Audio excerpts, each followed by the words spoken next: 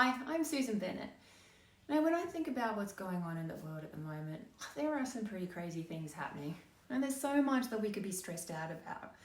There's all the big scale global issues we could be worrying about, and all the way down to our own personal experiences, our everyday challenges with all our responsibilities, the demands on our time, and all the stuff that happens in our daily lives that can bring up really big, uncomfortable emotions and cause us to wobble or worse. It's not really that surprising that most of us are feeling pretty stressed. You know, I've heard people say that we're designed for a world that doesn't really exist anymore for most of us.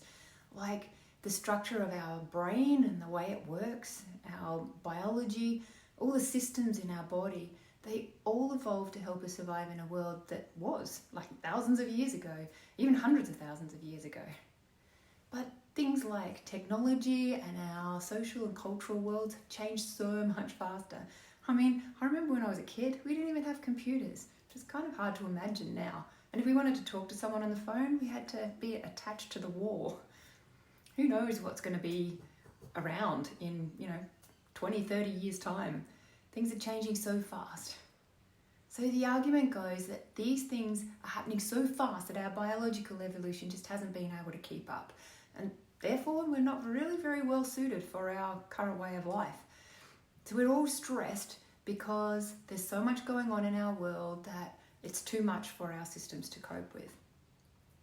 Maybe there's a little bit of truth in that. I mean, just have a look at the parent, juggling parent responsibilities with work, finances, cleaning, cooking, maintaining relationships, and all the other things. It's a lot to manage. But I don't think it's accurate to think about evolution ending here. Know that we're stuck with what we've got because it's what we've inherited from our ancestors. Like, we just have to put up with feeling stressed and overwhelmed because these are the days that we live in. I don't think that's the case. We are a part of the story of human evolution and growth, not the end point. You and I are incredible animals living at an incredible time in the history of the universe. Unlike other animals, we've evolved this amazing ability to use our minds and our consciousness to intentionally continue to grow and evolve throughout our whole lifetime. If we use the tools we have wisely, we can actually directly influence our bodies and our minds and the way they function, which is really exciting. I am fascinated by this topic, which is what led me to study psychology in the first place. Now, we have incredible power to influence things inside of us, as well as things in our physical reality and our whole experience of life. And I think we're only just scratching the surface of what we're actually capable of. You might already be aware of this and might not be new news to you, but I want to harp on about it anyway because I'm not sure how many of us really understand just how amazing this news is.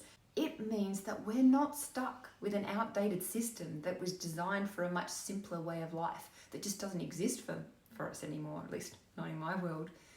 It means that we can develop ourselves to a point where even when life is completely crazy, messy, even insane out there, it doesn't have to mean that we have to be that on the inside. It's not easy to get to a point where we can be calm on the inside consistently when there are crazies going on out there. And obviously some environments will be far more challenging for us than others, but it is possible. For me, there are still plenty of times where I forget who I really am and I get drawn into the story. That's where I make things personal when they don't really need to be, and I feel stressed, overwhelmed, and it's just not possible for me to come from my higher self when I'm in that place. But I gotta tell you, that happens less and less these days. And it takes a bigger trigger to knock me off center. And that's one of the best things about getting older. If you commit to doing the work, things just flow so much more easily and it just keeps getting better. But it might not feel like that in the moment, when it feels like everything's imploding around you. Now, my work is all about helping people do the work so that their lives can just keep on getting better. or more accurately, they're building the resources and the capabilities within themselves so that they're getting better at dealing with whatever comes their way, and they're better able to create and bring whatever it is they want to bring into their lives.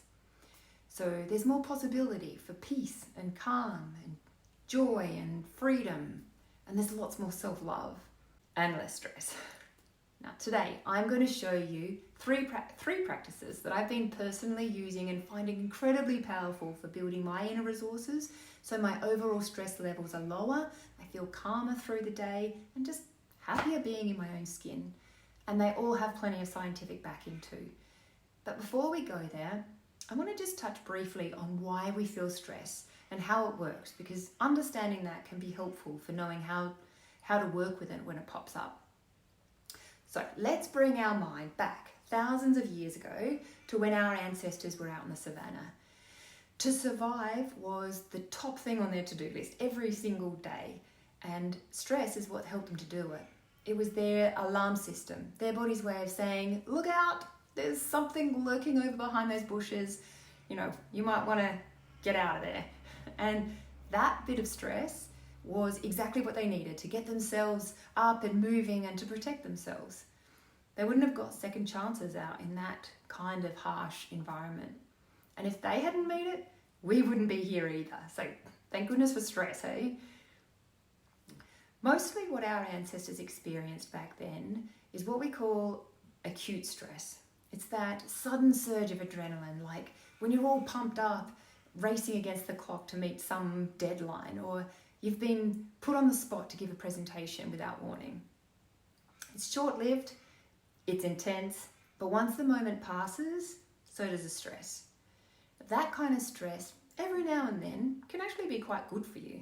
It's like a wake-up call for your body and your mind at those times when you really do need it.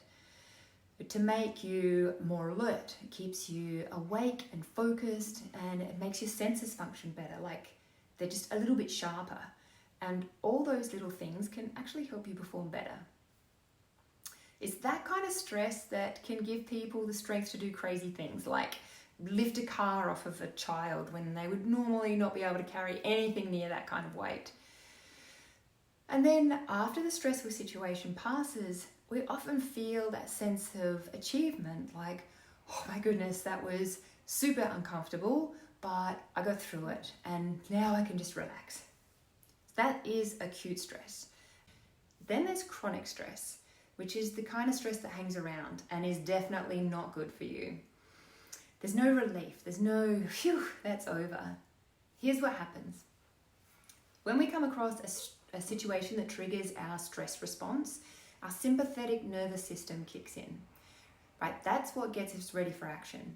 So it spurts chemicals like cortisol and adrenaline into our system. It's trying to help us to deal with whatever the perceived threat is. And notice the word perceived. It doesn't have to be a real threat to us. We just have to think it is. So if we had, for example, a scary experience with spiders when we were little, daddy long legs might be enough to trigger the stress response. It's probably some of you who know that. When a daddy long legs wouldn't even hurt a fly.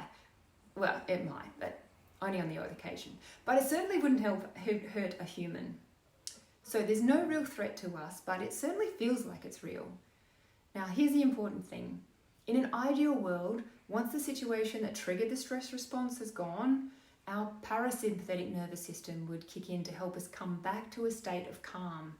So the sympathetic nervous system triggers the stress response, and the parasympathetic nervous system is the rest and digest kind of counterpart to that. So as that kicks in, it dials down the stress response. But where we can get ourselves into trouble with our busy days, our busy life, and our constant stimulation is that we often don't give ourselves the time or space to fully unwind after we've got ourselves in a stress state. Instead, we're on to the next thing before we've even had a chance to catch our breath. Or we keep reliving that stressful situation over in our minds, so our sympathetic nervous system just gets stuck in overdrive. That continuous activation of the sympathetic nervous system can wreak absolute havoc on our bodies and our minds. And it can lead to a ton of possible health issues like anxiety and depression, like cardiovascular disease, immune system dysfunction, and a whole lot of other illnesses. This is something I learned the hard way. I was always on the go, always doing something, moving from one thing to the next. I didn't even recognize that I was in a state of chronic stress because it didn't really feel that bad. In fact, it felt pretty good to be constantly doing stuff. Maybe I was addicted to doing, or maybe it was just that my sympathetic nervous system was just stuck on. It was a really busy time of my life. I had little children who didn't sleep, so I was very, very tired and just not resting through the day or in the night. So it took me to be diagnosed with an autoimmune disease before I could finally see what other people had been saying to me. So I don't think that stress was the only factor in me getting sick, but it certainly contributed. Rest is crucial for all of us. Sleep is definitely important, but not just sleep. Having times of rest through the day is also super important. Now, our bodies can compensate for a while, but at some point, even the most fuel-efficient vehicle is going to conk out eventually. Our Western culture seems to have lost awareness of the importance of rest. There's not a lot of being without jamming in lots and lots of doing. Even when we're not running around achieving stuff, we're still not giving our minds quality rest. We're sitting in front of screens like we're trying to force feed it. Like, here's more for you to consume, as if it needs more. It's like we're breathing in and in and in, and our chests are puffing up and up to a point where we're about to explode. And we forget that we also need to breathe out. So I am learning how to breathe out. You know, ancient traditions like Stoicism, Buddhism, Taoism, they've all emphasized being over doing for thousands of years. But in our fast-paced, materialistic world, we've got it around the other way, and we're struggling. But the wisdom for those ancient traditions is relevant for us today as it ever was. And the scientific research is giving overwhelming support for the idea that we can use these ancient strategies and approaches to life to help make us better suited for our modern day world. So we're not just surviving, but we can flourish in it. And a big part of that is the ongoing discovery of who we truly are, beyond all the stories we create and get caught up in. So I'm going to share with you now 3 practices that I use every single day, and I found them to have a huge effect on how I handle stress and how I can switch off the sympathetic nervous system by bringing a sense of calm. And I think they've also played an important part in shifting something inside of me so that I don't even feel stress a lot of the time. In those times where it would have set me off in the past, I just feel more grounded and happier being in my own skin. So here we go. Number 1, you guessed it, meditation. No doubt you've come across this one before, but please don't switch off just yet, because if you're not already doing it, there could be some pretty huge benefits just sitting right here for you. And it doesn't have to be as hard as you might think. I was trying meditation on and off from my mid-20s all the way through, and I found it so hard to make it an ongoing habit. But now it's an everyday non-negotiable because I feel the difference. I can tell. And I'm so grateful for every minute of meditation that I've done. Even in those times where I felt like it wasn't doing anything, like it wasn't working, it was definitely doing something. One of the cool things about meditation is that it's not only helpful for stress reduction, there are a whole pile of other benefits for our physical and mental health that are completely backed by piles of scientific research. So here are some of the benefits people can get from consistent practice of meditation. Stress reduction, obviously, as we've been talking about. Improved focus and concentration, that's something that we could probably all do with. Emotional well-being. It's been found to improve mood and symptoms of anxiety and depression. Better sleep. It can influence the quality of our sleep and also reduce symptoms of insomnia. It can lower blood pressure, supporting cardiovascular health. It can help with pain management, can boost our immune system and resilience to illnesses. Now, if this list is not evidence enough that this is worth your while, then I don't know what is. For me, my ideal is to meditate for 20 minutes morning and night, but I have to admit that that doesn't always happen. I lead a pretty busy life like most of us, and sometimes things come up, especially when you have kids. Sometimes I only manage 10 minutes, and on the odd occasion I might even struggle to do that. But whatever happens, I make sure I sit my butt down on that cushion and I do something, even if only for a couple of minutes. Then I might try to fit in a little bit more during the day. Now, there are a lot of different ways to meditate, and you can find places to train you in their techniques in person. You can also find online training, as well as a whole pile of guided meditations. So if you're interested in the guided meditations, you might want to check out apps like Insight Timer, Calm, or Breathe that can have a whole lot of guided meditations for you that you can choose from. Personally, I prefer silent meditation where I sit cross-legged on a cushion on the ground, where I'm relaxed but alert, straight spine, eyes closed, and I breathe through my nose, focusing all of my attention on the sensation of the breath coming in and out of my nose. Now, my mind does wander, and whenever I notice I'm thinking about something else, I try to smile at myself on the inside. So there's no getting cross with yourself here. And I just gently bring my focus back to my breath. And that bringing your attention back to the breath over and over, or whatever is your focus of meditation, strengthens your focus, like strengthening a muscle, so that with time and with practice, you can focus for longer and you notice quicker when your mind's gone walkabout. I do that every morning as a part of my morning routine, and again at night time when I can, after all the nighttime jobs have been done. So that's the first practice I wanted to share with you. The second one that I do every day is a breathing technique called central column breathing. I find it powerful for taking me out of a survival reactivity kind of mode and to ground myself in who I really am, beyond the story, and reconnect to my higher purpose. So in this technique, we imagine that the breath is moving along a central channel or column through the center of the body, running from the crown of the head all the way down through to the base of the spine. So you can be sitting down for this on a chair or a cushion, or you can be lying down on your back.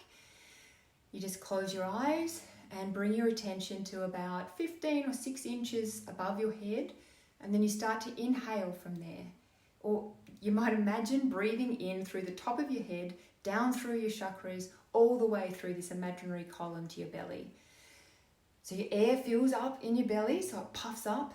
So you're not doing shallow breaths into your chest, a big belly breath. And from there, you exhale from your belly straight down through the bottom tip of your spine, and imagine breathing down into the earth. Then you reverse it, drawing up a breath from the earth through the tip of your spine into the belly, and then exhale all the way up the central channel and out the top of your head. So you do that several times, and that's pretty much it. I do this breath every morning before I get out of bed. Now, I can take a little bit of time to wake up in the mornings when my alarm goes off, so I just turn off the alarm and sit up in bed. Otherwise I'd go straight back to sleep if I was still lying down. I sit on my pillow, cross my legs, and do a few minutes of central channel breathing. I feel like invigorated after doing that. Like I can feel the energy buzzing in my body. So it's so much easier to get out of bed and more pleasant.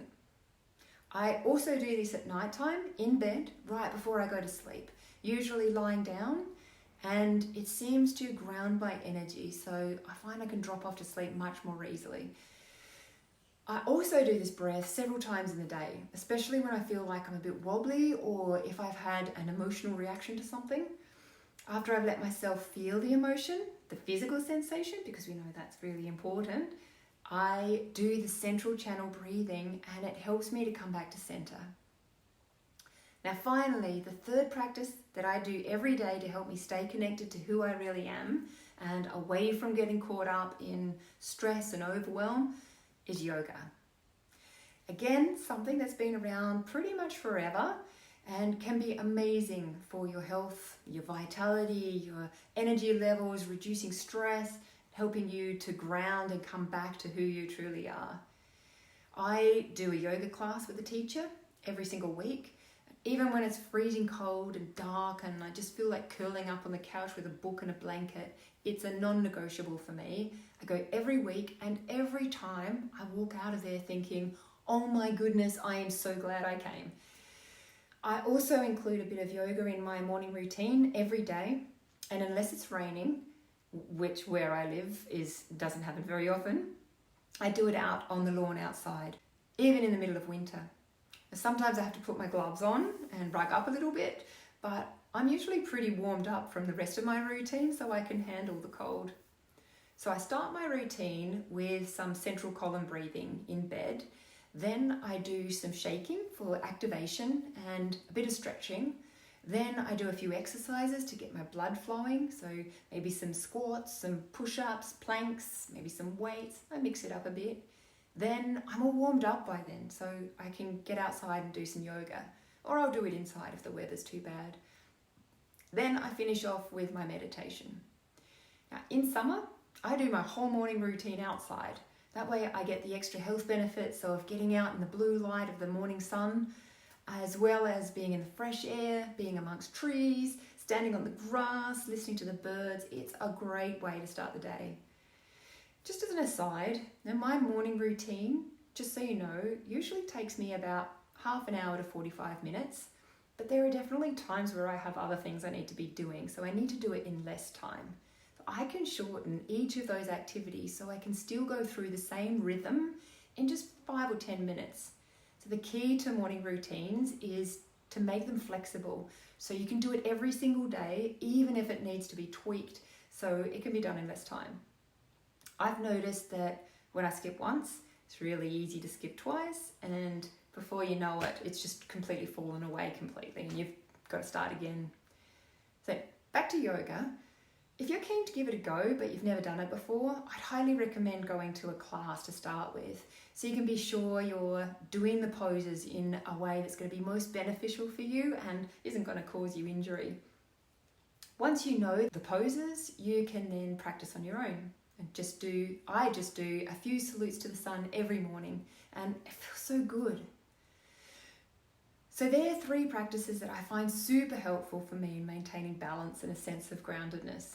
Now, obviously there are so many practices you can choose from that give you, the same kind of benefit, like Tai Chi and Qigong, progressive muscle relaxation, mindful walking, journaling. There are lots of options to choose from. You might like to choose just one if you want to have a go at this. Give it a go and see how you feel after a few weeks. Then you can shift and change and work out what's best for you. Now, obviously, an ongoing dedication to your practice is going to be the most beneficial. And that's going to build up your ability to deal with stress over time. And the more you do it when you're not stressed, the more it'll be helpful for you to use in those moments where you're freaking out and you really need it. A lot of the techniques you can use any time and anywhere to, just breathe out and switch on that parasympathetic nervous system. And nobody's going to know if you're doing the central column breath while you're standing in a queue or sitting in a meeting at work. You just need to remember to do it, which can be the really hard thing. Now let me know if you have any questions about any of this. If you know me, you know that I love this stuff, so I'm really happy, even super keen to share more and have discussions about it. So be kind to yourselves, and I will see you next time. Thanks, guys.